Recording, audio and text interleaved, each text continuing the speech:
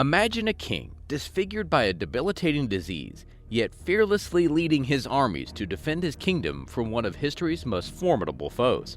In today's video, we will uncover the untold story of Baldwin IV, Jerusalem's Leper King, who defied all odds and expectations to become a remarkable leader during a turbulent time in history. But beneath the surface lies a hidden world of darker, more sinister secrets that will chill you to the bone. I will lead the army. Assemble the army. Born in 1161 to King Amalric I of Jerusalem and Queen Agnes of Courtenay, Baldwin IV was thrust into the world of power and intrigue. From a young age, he was groomed for greatness, but fate had a different plan for the young prince. When he was just 9 years old, a startling discovery was made. Baldwin IV was diagnosed with leprosy, a debilitating disease that slowly disfigured his body and led to paralysis later in life. This diagnosis cast a dark shadow over his life. Many believed his illness was a divine punishment for his family's sins. Yet, despite his physical and emotional challenges, Baldwin IV remained determined to fulfill his destiny, proving that even the most impossible odds could be overcome. When King Amalric I kicked the bucket in 1174, Baldwin IV, a young teenager, was thrown onto the throne of Jerusalem, or as folks called it back then, Hierosolima. Cue the side eyes and whispers of doubt, as many couldn't believe this young, sickly king could rule and protect his kingdom. But oh boy, did Baldwin IV prove them wrong. With a quick wit and some mad tactical skills, he charmed his subjects and shut down the naysayers, showing them that he was not one to be trifled with. Baldwin IV faced a colossal challenge during his reign, the ever-looming presence of the Muslim leader Saladin. This guy wasn't playing around. He founded the Ayyubid dynasty, had a razor-sharp intellect, charisma in spades, and was a master of both battlefield and politics, all while aiming to reclaim Jerusalem from the crusaders. Time after time, these two titans clashed in heart-stopping battles, from the plains of Montegisard to the skirmishes at Marjayoun, pushing their military genius and endurance to the brink. But here's the twist. Even though they were sworn enemies, Baldwin IV and Saladin found themselves in a unique bond built on mutual respect and admiration. They recognized the sheer courage, talent, and devotion in each other, and their rivalry transformed into a riveting game of strategy, each move carefully calculated and steeped in diplomacy. Tales of chivalrous encounters further attest to their intriguing relationship. The constant power struggle between Baldwin IV and Saladin didn't just make for an epic tale. It shaped the course of the Crusades in the Holy Land. With every daring move and decision made by these two remarkable leaders, the fate of their people and the world shifted, leaving a lasting impact on the pages of history. In addition, their tactical prowess became legendary, inspiring future military leaders and leaving an indelible mark on the region's turbulent past. Baldwin fully grasped the danger Saladin presented and cleverly crafted plans to counter his strength and safeguard the Christian domain. As a result, the Kingdom of Jerusalem held its territories during his rule and thrived both economically and spiritually. Baldwin's unwavering commitment to finding the proper successor before stepping down was his greatest gift to the kingdom. Speaking of Baldwin's character, he was admired as a brave and honorable knight, and his purity, along with his victories over Saladin, were seen as signs of divine approval. Under Baldwin's rule, leprosy became less stigmatized within the Kingdom of Jerusalem. His people accepted his condition, which puzzled the Muslims.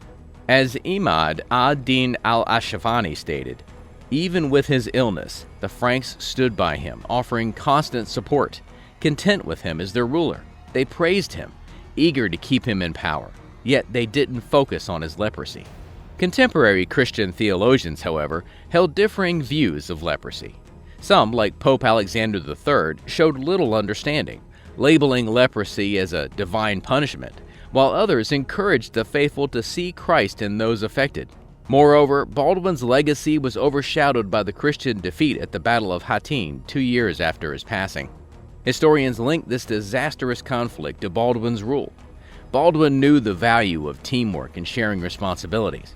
He entrusted church patronage to his mother, Agnes, and financial matters to his uncle, Jocelyn.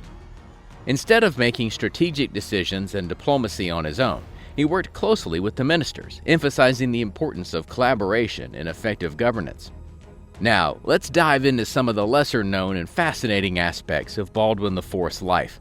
His existence was a blend of contrast and mysteries.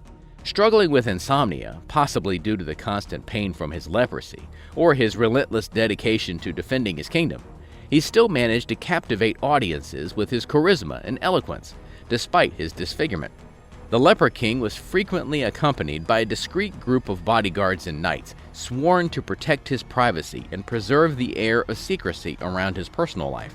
So naturally, this gave rise to whispers of secret meetings and hidden plans, only adding to Baldwin IV's intrigue.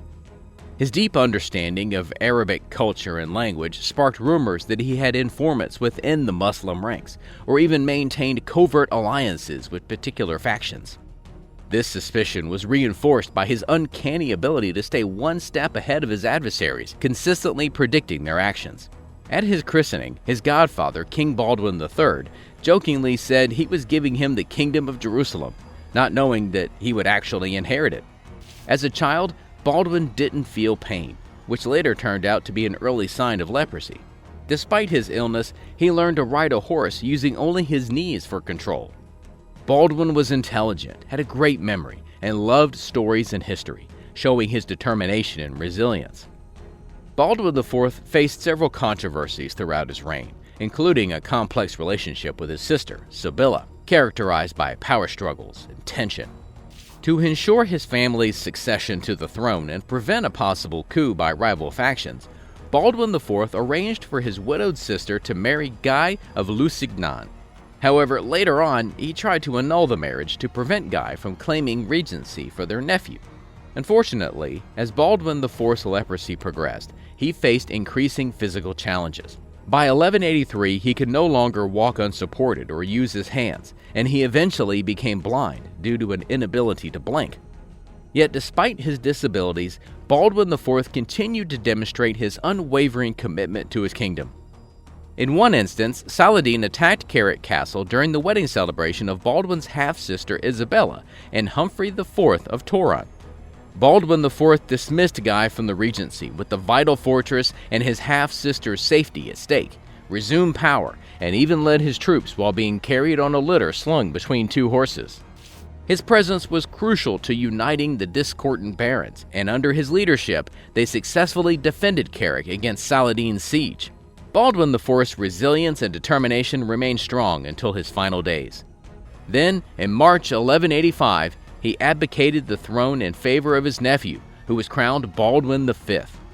Just a few months later, on May 16, 1185, Baldwin IV passed away at the young age of 24.